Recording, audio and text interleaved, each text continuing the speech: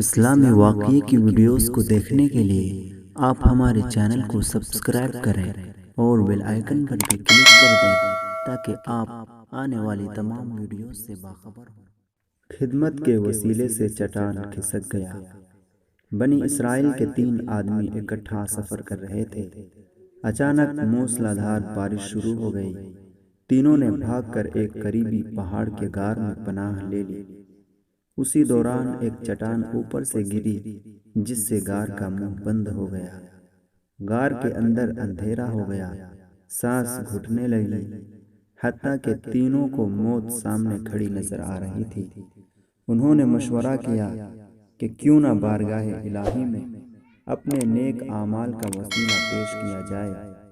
چنانچہ ان میں سے ایک نے کہا، اے پروردگار عالم، تو جانتا ہے کہ میرے والدین بوڑھے تھے۔ میں سارا دن بکریاں چراتا تھا۔ شام کو گھر واپس آ کر ان بکریوں کا دودھ اپنے والدین کو پلاتا تھا۔ ایک دن گھر واپس آنے میں تاخیر ہو گئی تو میں نے دیکھا کہ والدین سو چکے ہیں۔